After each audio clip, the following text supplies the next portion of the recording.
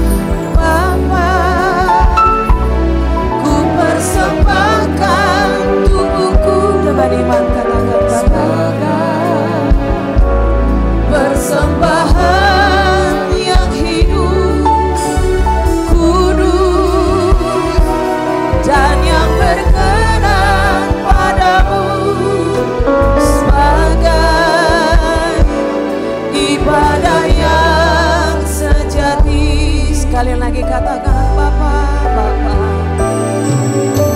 Bapa, ku persembahkan tubuhku sebagai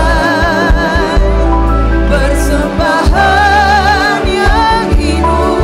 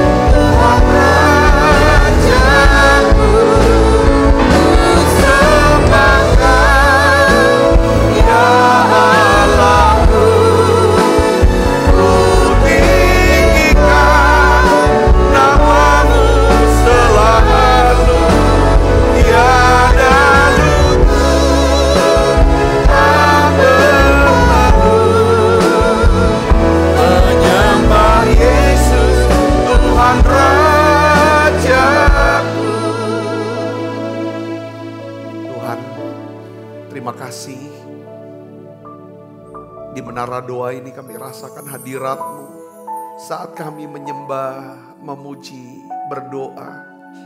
Makasih Tuhan untuk sentuhan tangan kasih-Mu membuat kami lega, tenang, ada sukacita dan semangat yang baru.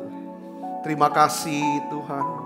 Aku berdoa, penuhi setiap kami dengan hadirat-Mu ya Tuhan. Lebih kuat lagi. Tuhan, lembutkan setiap hati kami. Ya Tuhan, lembutkan hati kami semua ya Tuhan. Untuk setiap benih firman yang tertanam, ya Tuhan, dapat kami simpan dalam lubuk hati kami. Tuhan, berikan kami telinga untuk bisa mendengar apa yang Tuhan mau katakan buat kami. Beri kami terus kepekaan Tuhan. Karena kami rindu untuk bisa dengar suara Tuhan. Bisa mendengar dan mengerti ya Tuhan kehendak-Mu. Ya Tuhan, untuk apa yang harus kami lakukan ya Tuhan. Bapa, dalam nama Yesus hari ini ya Tuhan, aku berdoa. Biarlah ya Tuhan, beri kami Tuhan kerendahan hati-Mu ya Tuhan. Oh ya lama kasih ini, belas kasihan-Mu ya Tuhan. Buat setiap kami anak-anak-Mu ya Bapa. Mari Bapak Ibu Saudara buka suaranya. Doa saudaraku, doa. Pakai setiap kami Tuhan. Pakai hidup kami Tuhan. Untuk bisa membawa orang-orang makin dekat dengan Tuhan. Membawa orang-orang bisa menjadi percaya kepada Engkau Yesus. Membawa tiap orang-orang bisa diselamatkan. Diubahkan hidup mereka ya Tuhan. Kami rindu ada satu revival ya Tuhan. Oh ya lama kasih ini lama. Oh ya lama. Sembah Dia saudaraku, sembah. Sembah Dia, sembah ya lama. Buka suaranya. Ucapkan terima kasih pada Tuhan. Ucapkan terima kasih. Makasih Yesus. Oh ya lama. Untuk kesembuhan, pemeliharaan-Mu ya Tuhan. Untuk semua kebaikan-Mu ya Tuhan Yesus.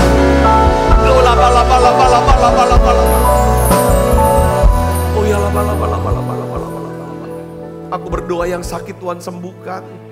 Tuhan, aku berdoa untuk anak-anak-Mu yang sakit Tuhan sembuhkan.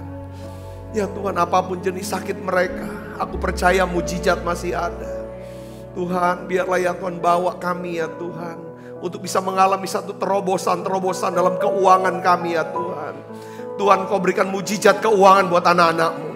Buat berhasil usaha pekerjaan, karir mereka, bisnis mereka ya Tuhan. Aku berdoa dalam nama Yesus, berikan hikmat-Mu ya Tuhan. Ya Tuhan, Kau berikan tuntunan-Mu, apa yang harus mereka kerjakan ya Bapa. Terima kasih Tuhan, terima kasih. Berkati pelayanan semua anak-anak-Mu ya Tuhan. Pakai mereka lebih dahsyat lagi di hari-hari ke depan. Terima kasih Tuhan. Hari ini, di menara doa ini, kami akan duduk diam mendengarkan sabda firman-Mu. Urapi hamba-Mu untuk dapat menyampaikan pesan firman-Mu dengan bahasa yang sederhana dan mudah dimengerti. Dalam nama Yesus, semoga kita yang siap menerima firman hati gembira, sama-sama katakan amin. Beri tangan yang meriah. Silakan kembali Ibu Bapak. Shalom saudara. Hari ini saudara, dalam minggu inilah saya akan bahas tentang alat pengukur ya, alat pengukur. Jadi saya berikan judul hari ini, perhatikanlah alat pengukur. Ya kan, alat pengukur daripada hidup kita. Maksudnya begini saudara, kehidupan rohani kita ini bisa saja ya. Kita punya kehidupan rohani itu ngalami stagnan, mandek, bahkan tidak bertumbuh. Bukan cuma gak bertumbuh, malah bisa menurun. Tapi kabar baiknya saudara, bahwa kita semua bisa mengalami atau merayakan Paskah itu tiap hari. Paskah bicara tentang pembaharuan, kebangkitan, kemenangan di dalam Yesus. Gak perlu nunggu hari Paskah, saudaraku. Katakan amin. Paskah bicara tentang hari Minggu, ya kan? Minggu Paskah, Minggu Kebangkitan. Di mana ya saudara, sebelum ada Minggu Paskah, pasti ada Jumat Agung. Jumat Agung itu adalah Jumat penderitaan, di mana semuanya gelap, saudaraku. Dan sepertinya ada kematian. Saudara, Yesus disalibkan pada Jumat Agung, saudara, dan iblis sepertinya bersorak ketika Yesus berkata, sudah selesai, sudah selesai. Seperti iblis bersorak bahwa dia menang. Tetapi sebenarnya pengertiannya adalah Tuhan sudah selesaikan semua urusan semua masalah, semua ketakutan dalam hidup kita.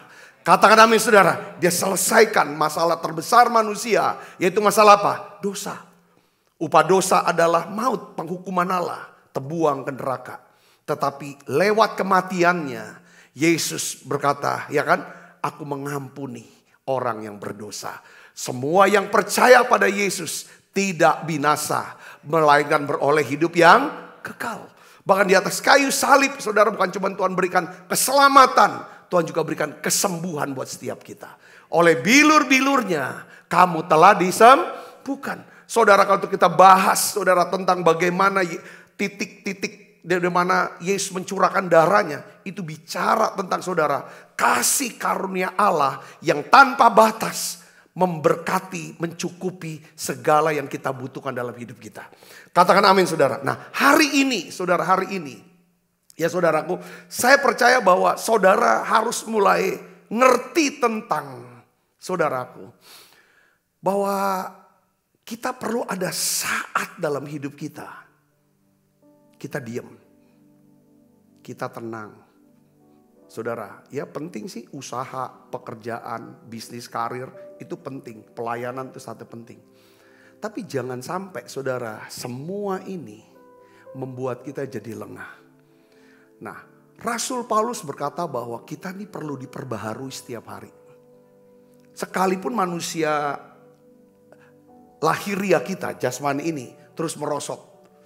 Saudaraku, ya.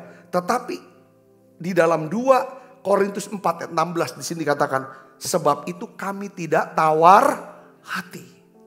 Meskipun manusia lahiriah kami semakin merosot. Namun manusia batinia kami dibaharui dari sehari ke sehari. Nah di menara doa hari ini yang saya ingin ajak ibu bapak untuk merenungkan adalah, apakah saudara memang sungguh-sungguh memperhatikan manusia batinia ini? Manusia batinia kita bisa diperbaharui dan makin kuat. Sekalipun manusia lahirnya pasti itu merosot. Jujur saudaraku, dulu-dulu ya waktu masih awal-awal saya pelayanan, itu kalau saya pergi ke Jakarta hari Kamis, Jumat, Sabtu, minggunya itu khotbah bisa 3-4 kali. Itu kayaknya gak ada capeknya. Tapi sekarang setelah berjalannya waktu, saya ngerasa bahwa kalau udah berangkat itu saudara, masuk minggu mau pelayanan, itu rasanya kayak terkuras habis. Saya melihat, oh manusia lahiriah saya ini sudah merosot, saya akui capek rupanya. Saudara, kita gak bisa nyangkal itu.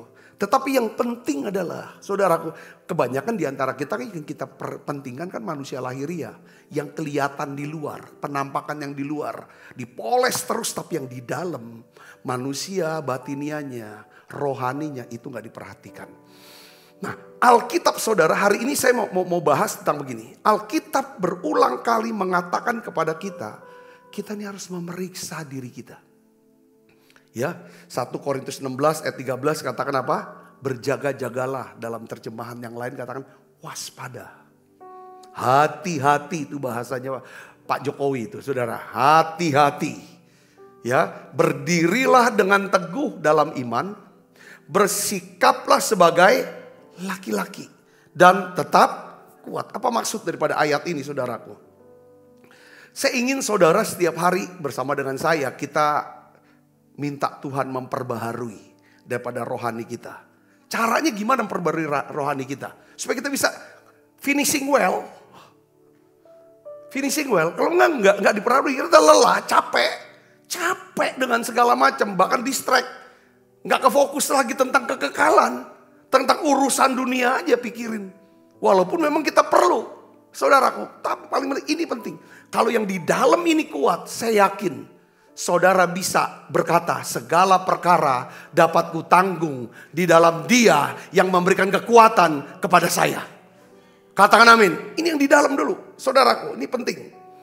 Oleh karena itu saudara, untuk memperbaharui diri setiap hari, pentingnya saudara perhatikan yang namanya apa?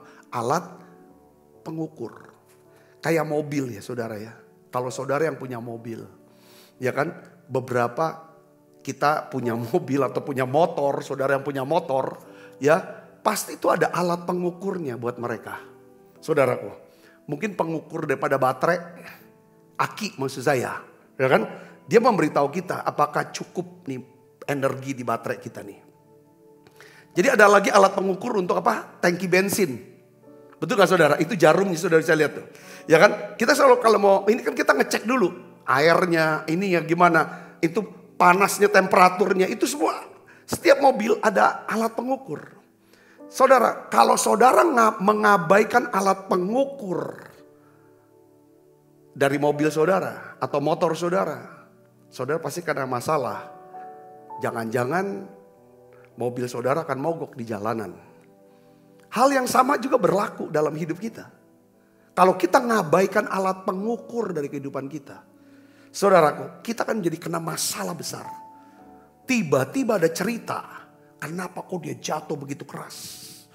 Kok dia bisa hancur kayak begitu? Karena dia ngabaikan alat pengukur. Alat pengukur itu biasanya saudara, itu kalau misalnya udah titik merah pasti bunyi. Nah sekarang pertanyaannya, gimana caranya lakukan general check up secara pribadi? Ya kan, kita harus ajukan 4 pertanyaan minimal. Saudaraku, 4 pertanyaan kepada diri kita. Ya, yang pertama ini yang saudara tanyakan. Makanya pentingnya saat teduh itu kenapa? Supaya kita bisa memperbaharui rohani kita. Manusia yang di dalam ini. Saudaraku, pertama adalah bagaimana keadaan saya secara emosional. Coba cek. Apakah saya masih memiliki sukacita dan damai sejahtera? Saya punya semangat, ini secara emosional. Apakah saya ini hidupnya dikuasai oleh stres? Hati galau, pikiran kacau. Ini alat pengukur untuk emosional saudara, untuk mental saudara. Coba cek. Di sini, apa tenang, apa maunya marah terus, khawatir terus, stres terus, itu mental. Ini bicara ini, ya, saudara ini perhatikan. Kalau ini, yes, itu udah tanda merah. Besok kita bahas kalau alat pengukur kita bunyi atau menunjukkan jarum merah, level merah, apa yang harus kita buat? Hari ini kita mulai general check up-nya, gimana caranya check up kita nih? Tanya tentang kadang kita diam. Ini aku nih hari-hari ini penuh sukacita. Penuh damai, apa aku marah aja bawahnya, takut aja, emosi aja sama orang, tinggi terus kalau ngomong, ini bahaya, hati-hati, hati-hati kata Pak Jokowi. Saya senang dengan kalau Pak Jokowi itu ngomong hati-hati, saya senang. Wah ini benar-benar orang tua, seorang bapak yang ingatkan anaknya. Saya pinjam kata-kata itu. Yang kedua, general check up yang kedua yang kita cek adalah apa? Bagaimana keadaan kesehatan saudara? Harus dicek. Karena tubuh kita ini adalah apa? Bait daripada roh Allah. Rumah daripada roh Tuhan. Katakan amin saudara. Saudara bisa hidup di dunia ini. Saudara bisa nikmati segala yang baik dari Tuhan. Saudara bisa melayani, bisa bekerja, bisa apapun. Karena saudara punya tubuh yang sehat. Saudara tahu gak level daripada tubuh ini? Yang tertinggi tubuh kita tuh bugar. Yang kedua sehat, turunnya sehat, habis sehat sakit. Jadi level paling bawah itu sakit. Saudara, nah sakit itu bisa ada gejala-gejala yang harus saudara perhatikan. Tanya sama dirinya kita sendiri. Aku sehat dan bugar atau cuma sehat aja tapi gak bugar? Gak bugar deh, kalau bangun kok pada capek aja badan semuanya. Coba dicek, saudaraku. Saudara bisa sampai kepada tingkat kebugaran kalau saudara berolahraga. Ngerti gak saudara? Ya kan saudaraku, ya kan? Itu poinnya ke sana. Tidak cukup sehat tapi harus bugar, makanya olahraga. Atau saudara ada gejala-gejala dalam diri kita, kok gampang tegang, apa? Jangan dibiarkan.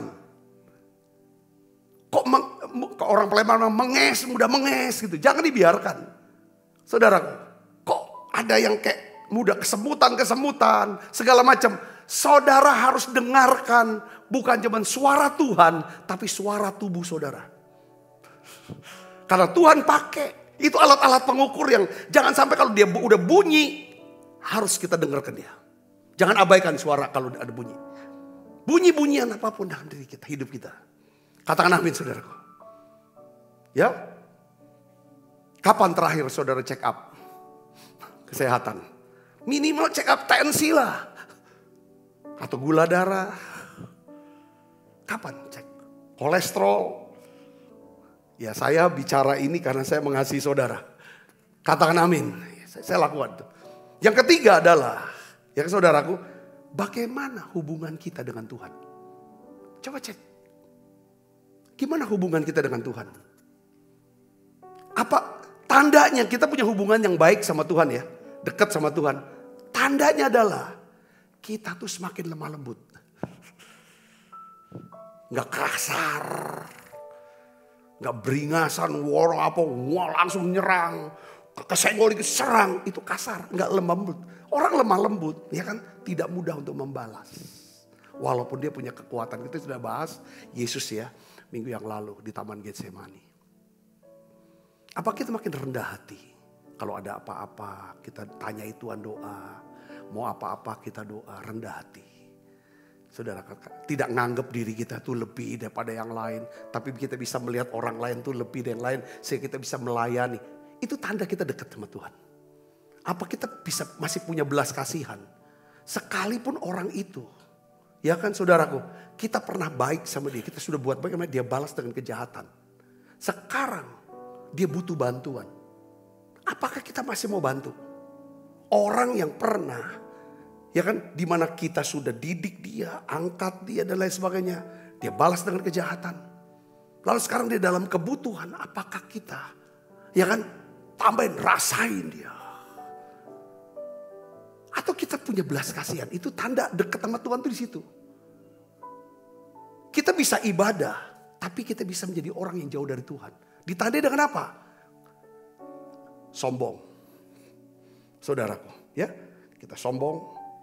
Kasar, sombong, kejem. Kasar, sombong, kejem. Itu orang jauh dari Tuhan. Walaupun dia melayani, kalau dia udah kasar, dia sombong, dia kejem, dia jauh dari Tuhan. Ini udah si cek nih, ini tanda merah nih, ini udah bunyi. Itu pasti dia akan tinggalkan saat teduh.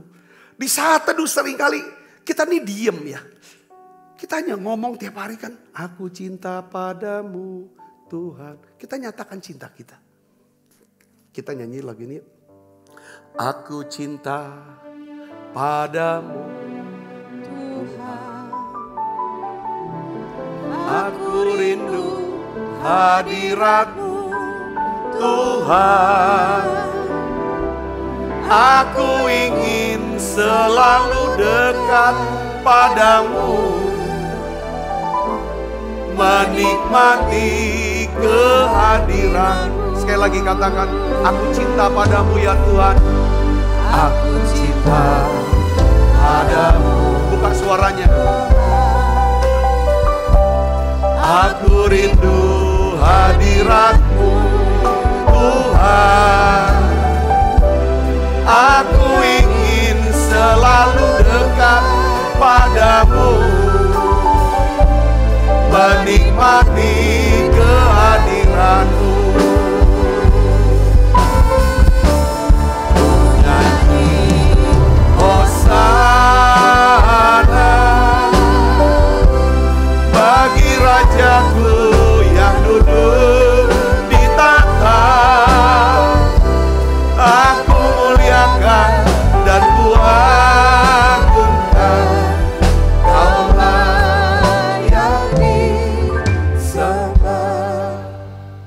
Katakan amin saudara. Coba cek. Ini alat pengukur kita dalam hal rohani. Hubungan kita sama Tuhan. Itu dicek saudaraku. Ya kan? Apa kita makin lemah lembut atau makin kasar?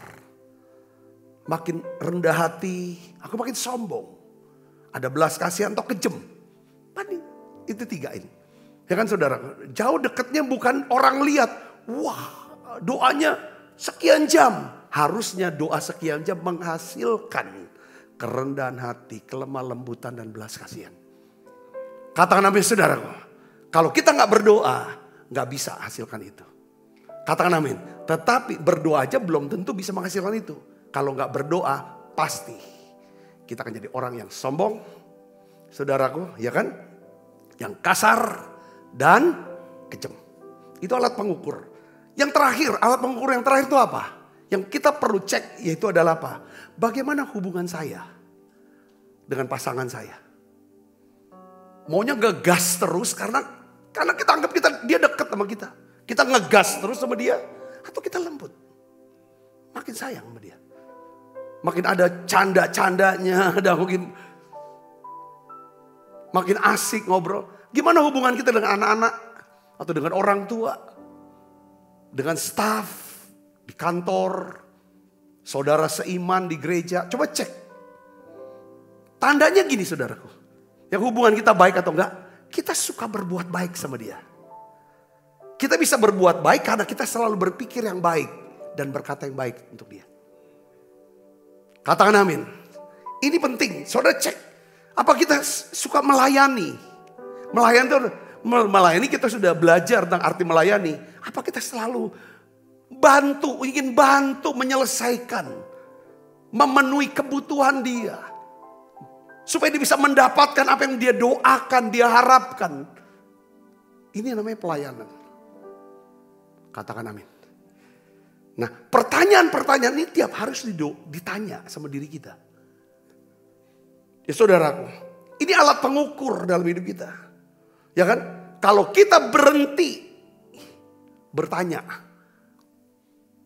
kita mengabaikan alat ukur ini saudaraku, kita akan dapat kena bahaya nantinya.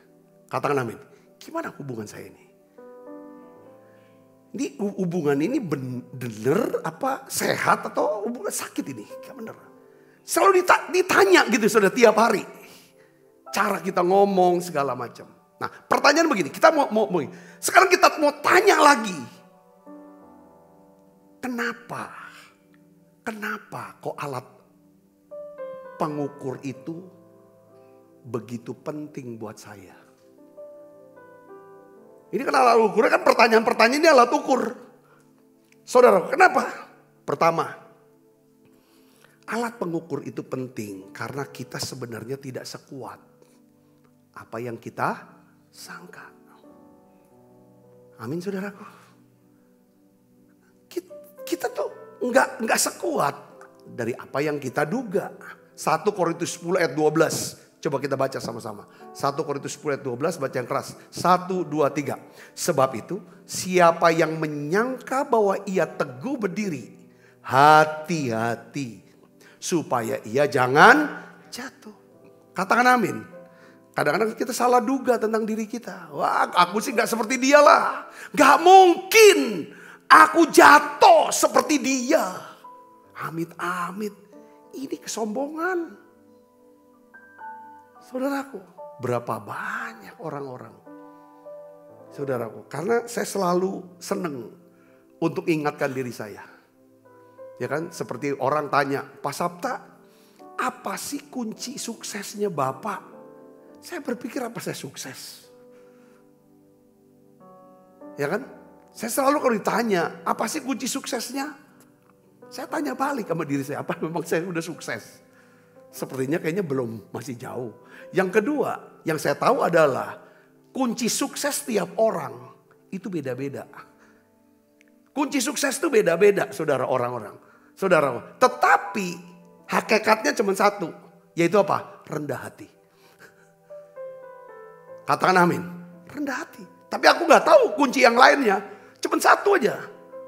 Yang kedua, yang kita harus ingat adalah bahwa di balik semua kegagalan, di balik semua kegagalan dan kejatuhan dan kehancuran, entah itu pelayanan, entah itu bisnis, itu rumah tangga, apapun itu, apapun jenisnya, pasti kita bisa temukan di situ ada sebuah apa?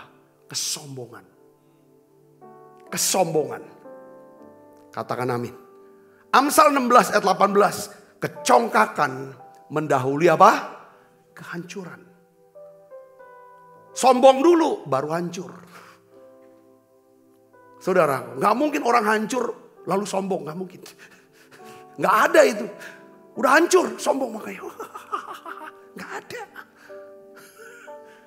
Sombong dulu baru hancur. Ini firman. Kalau firman udah nulis pasti betul. Tinggi hati mendahului apa? Kejatuhan. Ya kan? Jadi kecongkakan itu awal kehancuran dan kejatuhan. Ya, kecongkakan awal dari segala perbuatan dosa. Karena orang congkak, orang angkuh itu tidak pernah berpikir tentang Tuhan. Orang yang congkak tidak pernah libatkan Tuhan. Dia anggap Tuhan itu tidak ada. Dia yang Tuhannya. Saudara bisa ngerti sini, katakan amin. Amsal 11 ayat 2 katakan apa? Jikalau keangkuhan tiba juga apa? Cemooh. Coba aja sombong, pasti orang pada iyalah gitu. Ngina, bukan kita tuh besar-besarin ninggin-ninggin cerita sana sini. Bukan dipuji orang, dicemooh orang. Kesombongan tuh nimbulkan cemooh. Tetapi hikmat ada pada orang yang rendah hati. Katakan amin. Bahkan sekalipun ya memang duit aku, kerja keras aku. Kita tunjukin gitu semua. Itu bukan dipuji orang loh malah. Malah cemooh orang. Bayangin saudara kalau misalnya seorang ibu.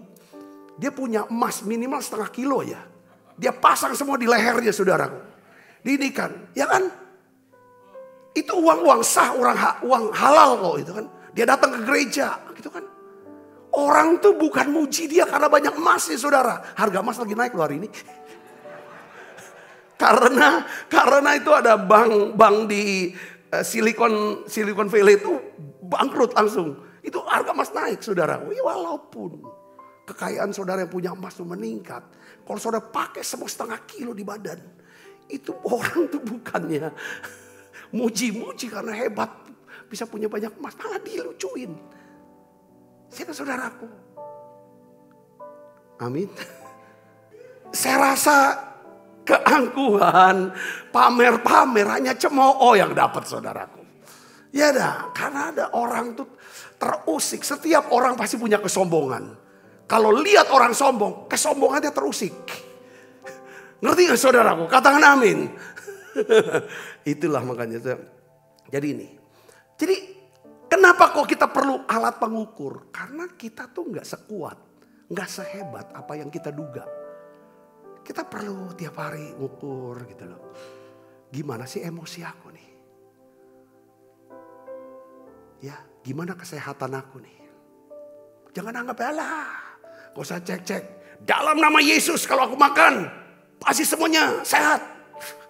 Ya jangan kayak gitu, enggak juga. Ngerti saudaraku? Kenapa bisa? Itu kesombongan. Cek coba hubungan dengan Tuhan. Hubungan dengan yang lain. Yang kedua, alat pengukur itu penting. Kenapa saudara? Karena iblis berusaha keras untuk mencari orang-orang yang dapat ditelan. Saudaraku, 1 Petrus 5 ayat 8. Sadarlah dan berjaga-jagalah, lawanmu si iblis berjalan keliling sama seperti singa yang mengaum-ngaum dan mencari orang yang dapat ditelannya.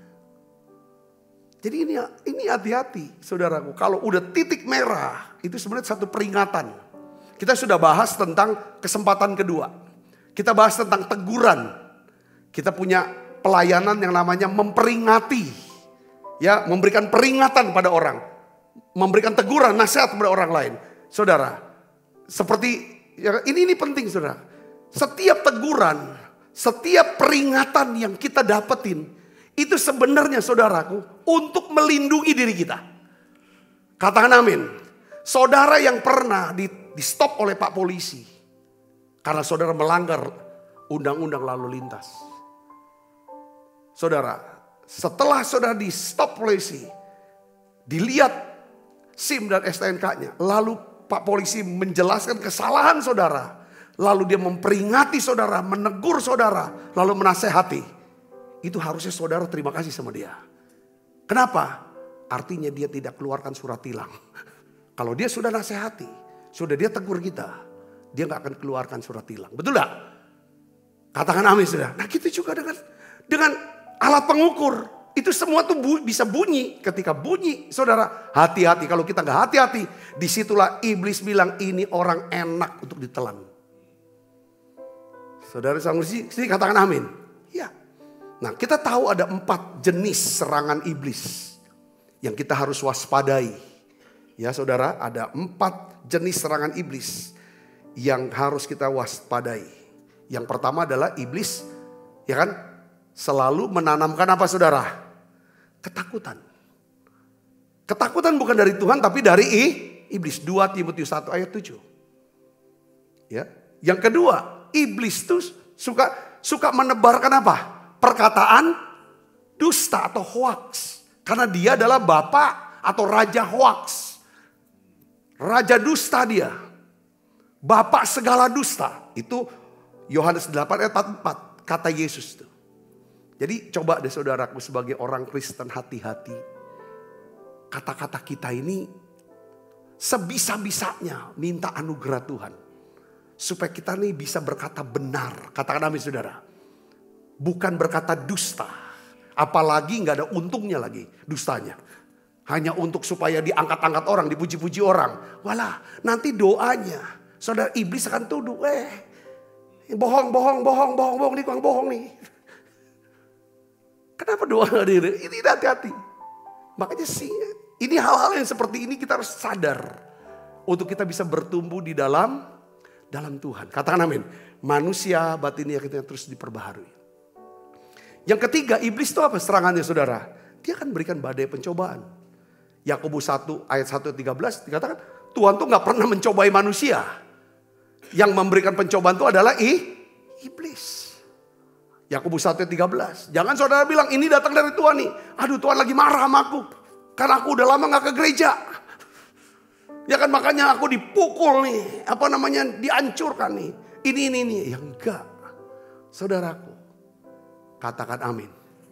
Iya jangan sampai ada orang yang melanggar lalu lintas. Ditabrak mobil. Jeder. Nyalainnya Jokowi. Ini kan sama. Kita yang melanggar hukum-hukum Tuhan, kita nyalain Tuhan.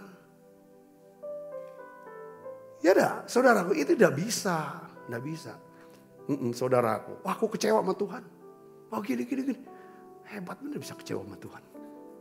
Kamu yang salah mungkin. Ya kan kenapa harus kecewa?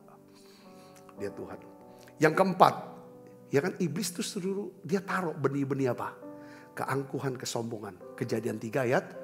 Keangkuhan, kesombongan itu bicara tentang nggak ada Tuhan-Tuhanan, nggak usah libatkan Tuhan. Aku bisa kok, ada dia kok, gitu. Ada teman aku, tenang, hati-hati. Yang ketiga, yang terakhir, saudara, kenapa kita penting? Mengapa kok alat pengukur itu penting? Maksudnya, kenapa setiap hari kita harus perbaharui manusia batinnya kita dengan membuat pertanyaan. 4 pertanyaan ini adalah alat pengukur yang harus kita tanyakan tiap hari. Karena alat pengukur itu penting karena hidup kita, saudara, itu mempengaruhi kehidupan orang lain. Minimal mempengaruhi keluarga kita. Saudara bisa ngerti, katakan amin saudara. Ya, kalau saudaranya sukses, saudara diberkati, saudara bisa maju, keluarga kena dampaknya. Ikut terangkat, orang sekitar terangkat semua, katakan amin. Ya, kalau saudara bisa sukses segala macam, saudara dimuliakan oleh Tuhan, dihormati, keluarga ikut dihormati. Hidup kita itu, kenapa kita perlu alat ukur? Karena hidup kita mempengaruhi orang lain, minimal keluarga. Atau orang di gereja kita. Apalagi saudaraku, kalau saudara seorang pemimpin, entah pemimpin di gereja, entah pemimpin di perusahaan atau apapun, saudara punya orang di bawah. Dampak hidup saudara, ya kan, saudara hidupnya bukan untuk saudara aja, berdampak mempengaruhi begitu banyak orang. Katakan amin saudaraku. Bahkan kalau orang Kristus, seluruh tubuh Kristus. Coba bayangin deh kalau ada pendeta. Ya kan saudaraku, jatuh, hancur. Itu bukan cuma gerejanya, tapi seluruh sinode itu kena juga. Bahkan seluruh gerejanya kena semua. Makanya Paulus katakan 1 Timotius 4 ayat 16. Awasilah dirimu Ya kan sendiri. Dan awasilah ajaranmu. Kita harus diawasi. Periksa. Bertekunlah dalam semuanya itu. Karena dengan berbuat demikian engkau menyelamatkan apa? Dirimu dan semua orang yang mendengar engkau. Katakan amin, hati-hati.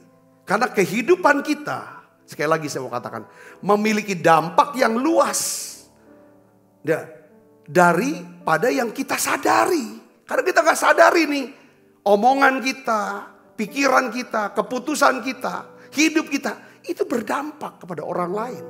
Apalagi kita ini seorang pemimpin, sadari. Karena orang-orang itu, diam-diam tuh dia mendengarkan kita, apa yang kita omong. Diam-diam dia memperhatikan cara hidup kita. Saudara khusus, dosa dan kesalahan mungkin sifatnya pribadi. Ya kan?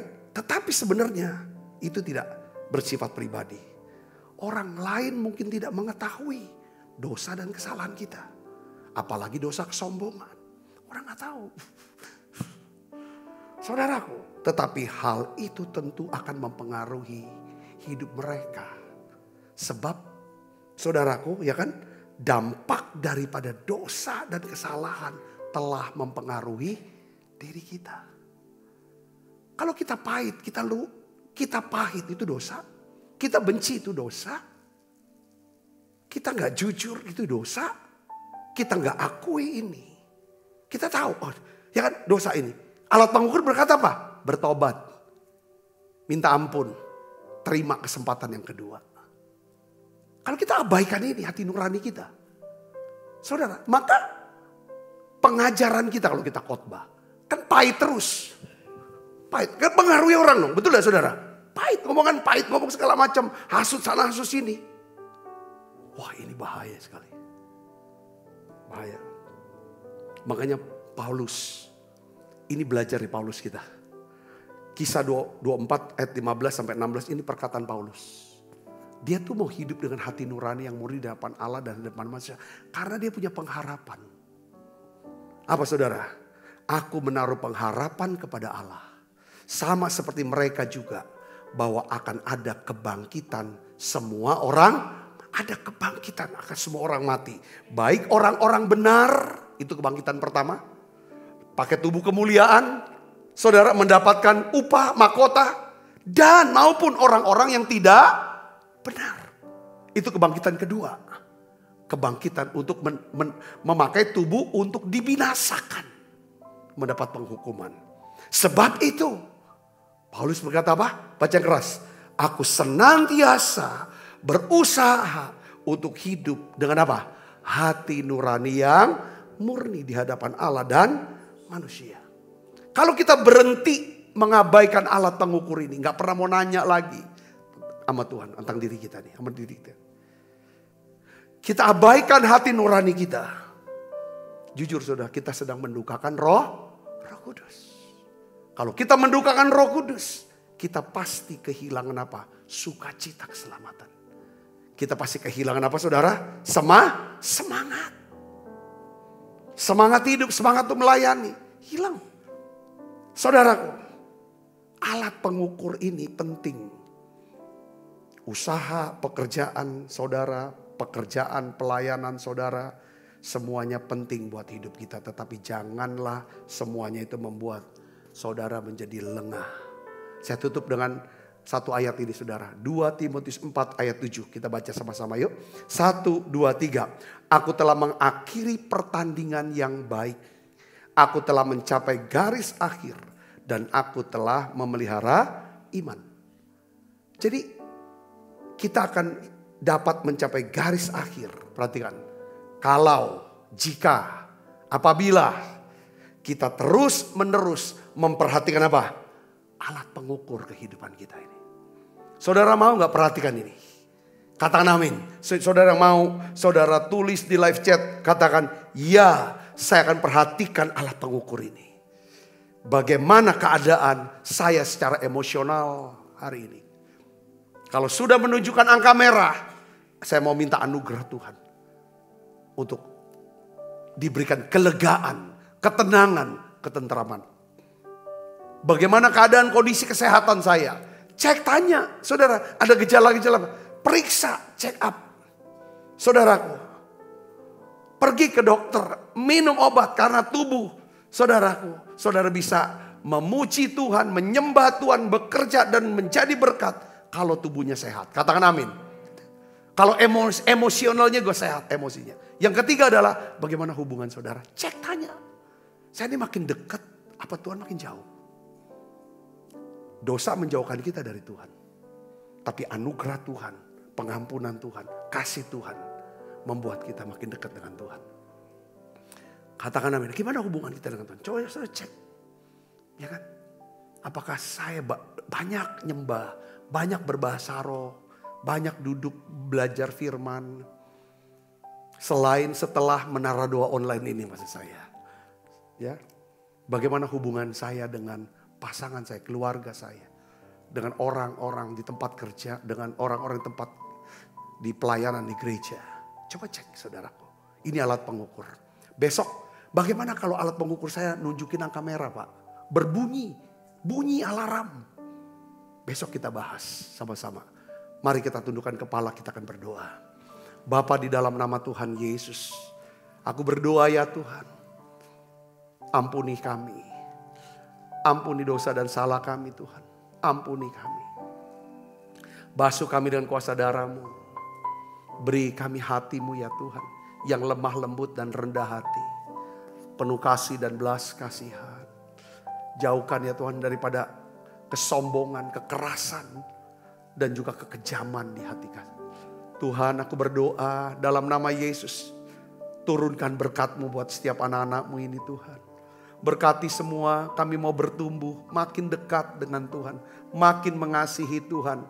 Tuhan pakai hidup kami untuk selalu menjadi berkat ya Tuhan bagi banyak orang. Kami mau melayani kehendak-Mu ya Tuhan. Dalam seluruh hidup kami ini. Biar kami semua akan mencapai garis akhir. Tuhan, kami akan menyelesaikan pertandingan dengan baik. Mencapai garis akhir dan memelihara iman kami. Tolong kami Tuhan, oleh karena itu tiap hari kami ingin memperbaharui manusia rohani kami ya Tuhan. Manusia batinia kami ini, sekalipun kok manusia lahiriah kami itu terus merosot dan makin lemah. Tetapi biarlah Tuhan kami mau memperbaharui manusia batinia, manusia rohani kami makin kuat. Makin kuat, makin kuat. Terima kasih banyak Bapak. Berkati tangan-tangan yang membawa persembahan untuk pelayanan menara doa online ini. Berkati tangan-tangan yang beri ini Tuhan. Dalam nama Yesus saya berdoa. Haleluya. Amin. Kita makan perjamuan kudus saudaraku. Ujilah aku Tuhan. Cobalah aku Tuhan. Selidiki batinku dan hatiku. Mataku tertuju padamu. Aku cinta padamu Tuhan. Aku rindu hadirat-Mu Tuhan. Aku ingin selalu dekat padamu, menikmati kehadiran-Mu. Ku nyanyi Hosana bagi Rajaku yang duduk di tahta. Aku muliakan dan kuagungkan, Kaulah yang disembah. Angkat roti kita. Sebab apa yang telah kuteruskan kepadamu telah kuterima dari Tuhan. Yaitu bahwa Tuhan Yesus pada malam waktu serahkan mengambil roti. Angkat roti saudara. Dan sudah itu mengucap syukur atasnya. Ia memecah-mecahkannya dan berkata, inilah tubuhku yang diserahkan bagi kamu. Perbuatlah ini menjadi peringatan anak-anakku. Saudaraku, bukankah roti tangan kita ada persaudaraan kita dengan tubuh Kristus? Mari kita makan dalam nama.